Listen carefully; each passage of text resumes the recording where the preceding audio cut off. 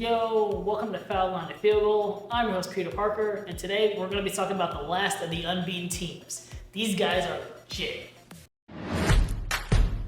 Alright, so the first team we're going to be talking about from the AFC, the last unbeaten AFC team, are the Miami Dolphins. Now, I've got to come clean. I picked the Dolphins to not win their division. I picked them to kind of be a fringe playoff team.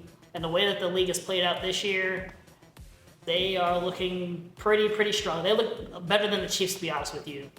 And the reason why I didn't pick them necessarily to win their division is because I'm not a big believer in Tua. I know Tua had like a bunch of concussions and injuries last season, but he's looking and doing everything that he needs to do in order to get his team wins. And that team is really built on speed. And that's kind of the thing that they've been doing the most with in terms of the players that they have. So Tyreek Hill and Jalen Waddle and all these speed guys that they have on their team, it creates a very different kind of offense, a different dynamic in terms of what defenses have to defend. Now, I would be remiss if I did not mention that the Miami Dolphins did lay a giant 70-piece burger on the they laid 70 on the Denver Broncos this past Sunday. It was historic. It was something that hadn't been done since like 1966. And I already knew the Denver Broncos probably weren't going to be good. I said Russell Wilson was kind of washed, and thankfully for Russell, he was not the reason why the team got 70 put on them, but yeah, it doesn't look good for them.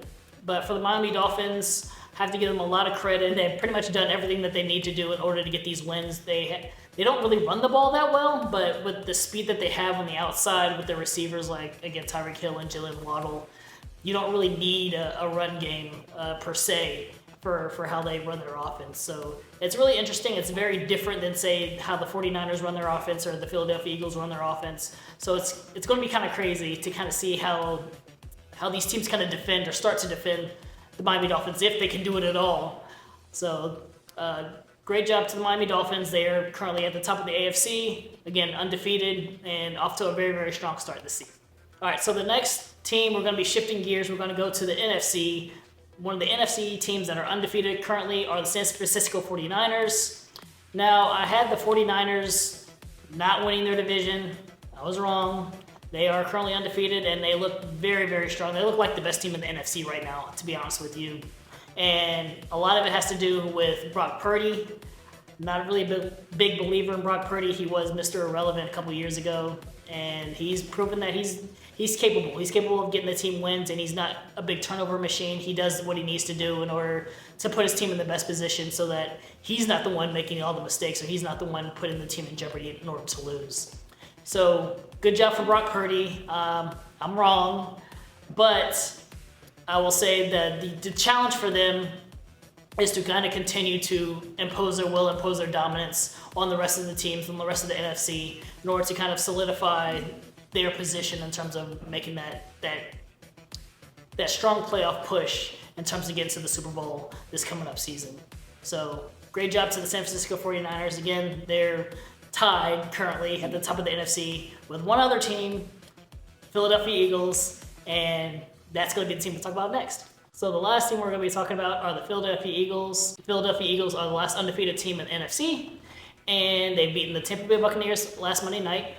They've beaten the Washington Commanders, who are in their division, which kind of gives them a leg up, and then they've beaten the Minnesota Vikings. Now, the Philadelphia Eagles haven't looked great in terms of the wins that they've gotten, but they were just in the Super Bowl last year, and how they have been winning is just basically winning by necessity, winning in ways that you don't necessarily think that they could be winning or should be winning. Most of it's based on their defense. Their defense isn't the sack machine that it was last year, but they have definitely been dominant in the trenches, and they are imposing their will on any team that they face. They're a very physical team, and I respect them, even though they haven't been as great as, say the San Francisco 49ers in terms of just how they look when they're winning this year. But they do have a game against the San Francisco 49ers later on this year. It's probably going to be game of the year in terms of who's going to be going to the Super Bowl and NFC standings. So I'm super excited for that, and I can't wait to see what happens. So that's it for the last unbeaten teams. Let me know what you guys thought in the comments down below. Are you a believer in the Dolphins or the 49ers or the Eagles? Do you think that another team's going to come up and kind of take their place? Do you think that they're even going to win their own division? there's a lot that's going on. Again, injuries are a big thing, so let me know what you guys think in the comments below. That's been Foul Line and Field Goal. I've been your host, Peter Parker, and I'll catch you guys in the next one.